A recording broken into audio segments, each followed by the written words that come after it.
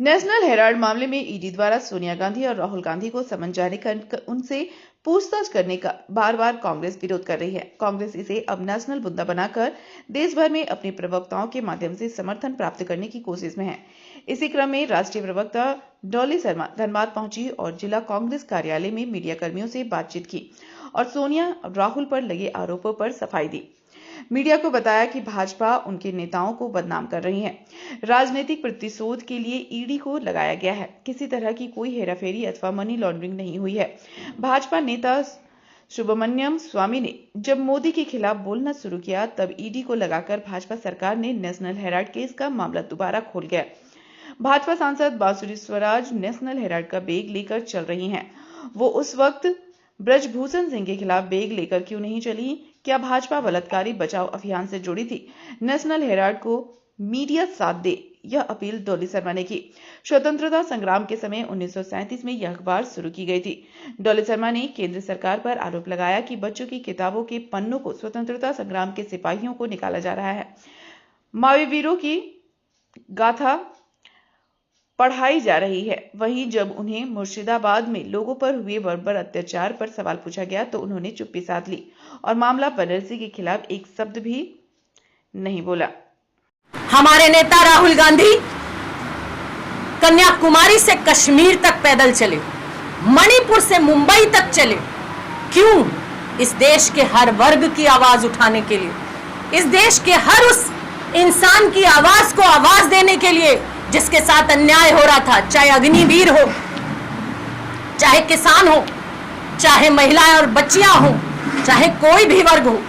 मैं बड़े गर्व के साथ कहना चाहती हूं, मैं उस पार्टी का हिस्सा हूं जिसका नेता एक ईमानदार व्यक्ति है, जो राजनीतिक लाभ के लिए झूठ नहीं बोलता, जिसने कह दिया कि भले ही चुनाव हार जाऊं लेकिन हिंदुस्तान की जनता को छलूंगा नहीं, चुनावी फायदे के लिए झूठ नहीं बोलूंगा। और मेरे नेता लगातार वो काम कर रहे हैं। राहुल गांधी इस देश की वो आवाज है जिससे ये भारतीय जनता पार्टी कांपती है। तब भी गांधी से कांपा करती थी अंग्रेजों की वो कुचलने वाली, हिंदुस्तान को कुचलने वाली एक रणनीति। और आज भी अंग्रेजों के मुखबर गांधी से ही कांप रहे हैं। इसीलिए लगातार कभी राहुल गांधी पर, कभी सोनिया गांधी पर, कभी प्रियंका जी के परिवार पर रोज अनर्गल टिप्पणियां करते हैं, रोज ईडी और सीबीआई के मामलों में उन्हें फंसाते हैं। लेकिन मैं कह देना चाहती हूं, आप संपत्तियों का आरोप उस परिवार पर लगा रहे हैं जिस परिवार ने अपनी संपत्तियां इस देश को दे दी। पंडित जवाहरलाल नेहरू जी ने अपनी संपत्तियां इस देश को दे दी थी जब देश के पास पैसा नहीं था, जब सेना के पास बंदूक खरीदने का, लड़ने का इंतजाम नहीं था, तो इंदिरा गांधी जी ने अपने जेवर बेच दिए थे, उन्होंने अपने जेवर दे दिए थे। ये वो परिवार है, ये वो परिवार है जिसका इतिहास बलिदान का है, खून का है, स्वतंत्रता संग्राम की लड़ाई का है। ये परिवार डरने वाला नहीं है। ये परिवार आपके अन्याय के खिलाफ आवाज उठाता रहेगा। छाड़ नहीं की जा सकती, उसको कुचलने का प्रयास नहीं किया जा सकता जो भारतीय जनता पार्टी करना चाह रही है। आज हमारे बच्चों के किताबों से, उनकी किताबों के पन्नों से वो स्वतंत्रता संग्राम की लड़ाई के साथ भी छेड़छाड़ अपने हिसाब से कर रहे हैं। वो माफी वीरों के पाठ पढ़ा रहे हैं, लेकिन जिन्होंने 12-12 साल जेलें काटी, जिन्होंने लाठियां खाई, जिन्होंने दिन रात स्वतंत्रता संग्राम में अपनी आहुति दे दी, उनके बारे में गलत चीज व्हाट्सएप के माध्यम से, अखबारों के माध्यम से, किताबों के माध्यम से घर घर पहुंचाने का प्रयास कर रहे हैं। लेकिन कांग्रेस पार्टी एक ऐसी पार्टी है जो ना तब अंग्रेजों से डरे और ना अब इन अंग्रेजों के मुखबरों से डरेंगे। हम इस देश के किसानों की, इस देश के मजदूरों की, इस देश की महिलाओं की, इस देश के युवाओं की हम लगातार आवाज उठाते रहेंगे। हम बांसुरी स्वराज नेशनल हेराल्ड का एक बैग लेके चल रही थी।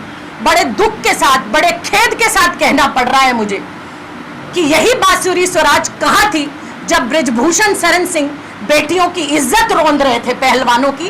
तब वो बैग लेकर क्यों नहीं चली कि बेटी बचाओ के नारे को बेटी बचाओ रहने दो, बलात्कारी बचाओ मत बनाओ। तब ये बैग हमने भाजपा की एक भी सांसद के हाथ में नहीं देखा कि एक बैग लेकर वो निकले और अपने नेताओं के खिलाफ बोले कि अगर बेटियों की इज्जत लूटी जाएगी तो भारतीय जनता पार्टी की एक भी महिला नेता आपका साथ नहीं देगी। भारतीय जनता पार्टी के हर उस नेता के खिलाफ खड़ी हो जाएगी जो इस देश की बेटियों की आबरू को लूट रहा है।